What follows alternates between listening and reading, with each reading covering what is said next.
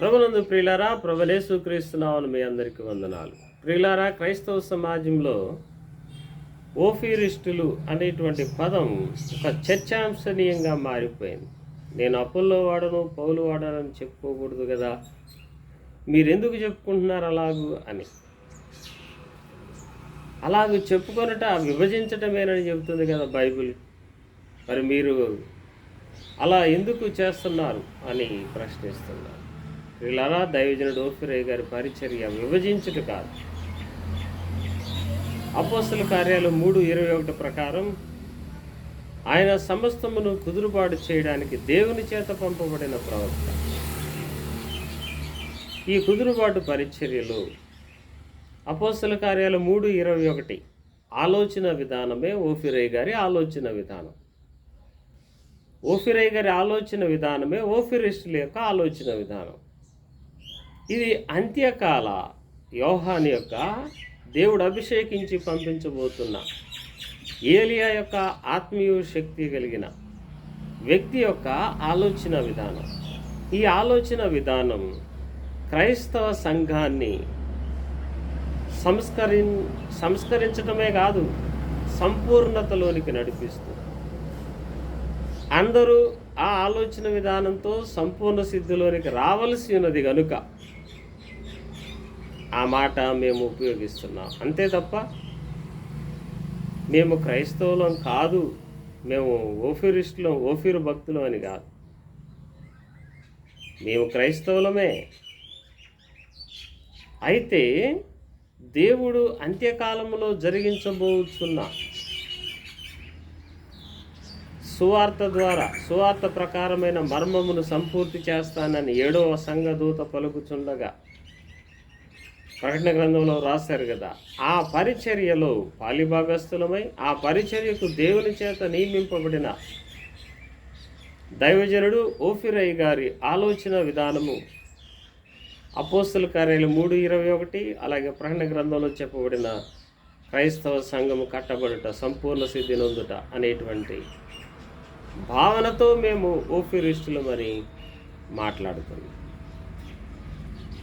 ప్రతి ఒక్కరూ కూడా దైవజనుడు ఓఫీరయ్య గారికి దేవుడు అందించిన దర్శనమునకు విధేయులై ఓఫీరిస్టులు అవ్వడమే క్రైస్తవులం అవ్వడం, క్రైస్తవుల యొక్క సార్థకత అని మేము నమ్ముతున్నాం.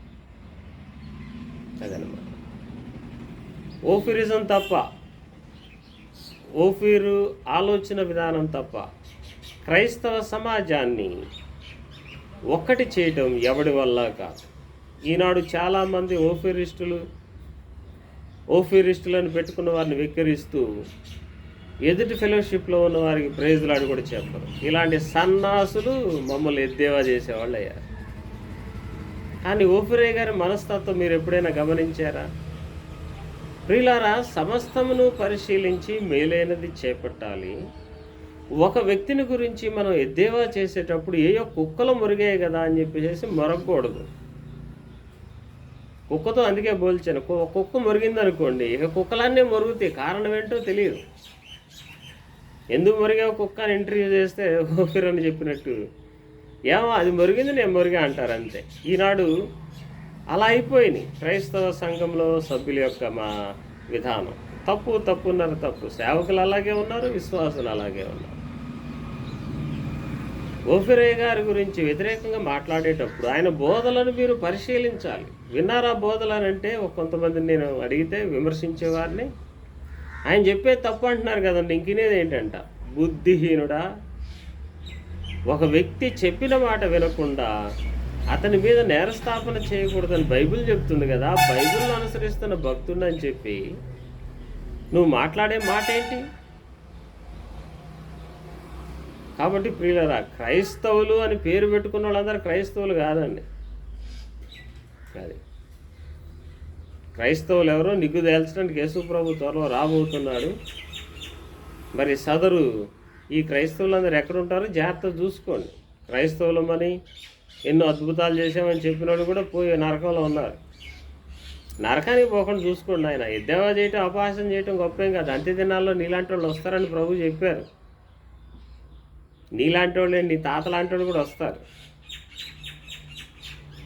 క్రైస్తవులు అంటే అర్థం ఏంటంటే క్రీస్తు వాక్యమునకు లోబడిన వారు, క్రీస్తు చిత్తమునకు లోబడిన వారు. క్రీస్తు వాక్యానికి, క్రీస్తు చిత్తానికి లోబడిన ఏకైక వ్యక్తి ఓఫిరయ్య గారు ఈ దినాల్లో.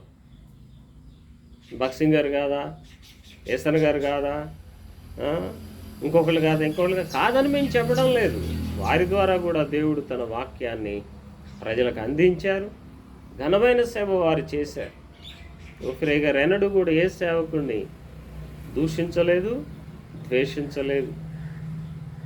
యెహోవా సాక్షులను తప్ప ఓఫిరన్న ఎవరిని కూడా దేవుని బిడ్డలు కాదు అని అనలేదు. ఎందుకంటే వారు క్రీస్తుని అంగీకరించరు కనుక. ఇక సైతానిస్టులు ఎట్లాగో అసలు దేవుణ్ణి అంగీకరించరు, వాళ్ళను కూడా ఓఫిరన్న అంగీకరించరు. ఏ డినామినేషన్లోనైనా దేవుని పిల్లలు ఉన్నారు, అందరూ దేవుని పిల్లలే అని సహృదయం ఓఫిరయ్య గారిలో ఉంది. ఆ హృదయం ఏ సేవకుల్లో కూడా లేదు. ఏ డినామినేషన్ స్థాపకుడు, ఇప్పుడు ఏ డినామినేషన్ స్థాపకుడు అయినా ఆ మాట చెప్పగలరా? ఆయన రహస్యంగా కానీ బహిరంగంగా కానీ అదే మనసు, అదే బోధ మాకు నేర్పింది కూడా అదే. ఆయన ఏ వ్యక్తిని కానీ, ఏ మతస్థుడిని కానీ, ఇతర మతస్థులే దూషించొద్దు అంటాడు, ఇంకా క్రైస్తవులు దూషించమంటాడా?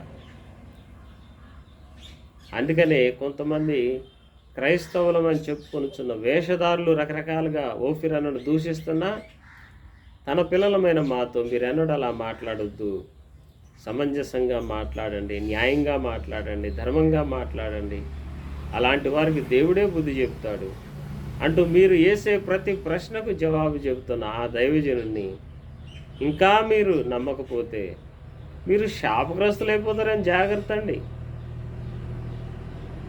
అర్థమవుతుందండి? ఆయన ఇటీవల ఒక మాట చెప్పారు, మోషే లేకుండా దేవుడే లేడు ఇశ్రాయేలీలకు, మోషే ద్వారానే దేవుణ్ణి చేరాలి. మోషే మాకొద్దు దేవుడు కావాలి అన్న కొరహబిరం దాతానులకి ఏ గతి పట్టిందో చూశారుగా. అంతే.